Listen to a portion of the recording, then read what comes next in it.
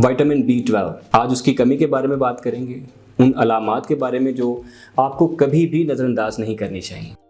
Vitamin B12 के बारे में एक आम गलत फहमी ये है कि लोग समझते हैं कि ये कमी सिर्फ उन लोगों में होती है जो गोश्त नहीं खाते, यानी वेगन या सब्ज़ी खोर अफराद होते हैं, क्योंकि B12 ज़्यादातर जानवरों से हासिल होने वाली ग़िज़ाओं में पाया जाता है। लेकिन हकीकत इससे कहीं ज़्यादा मुख्तलिफ है।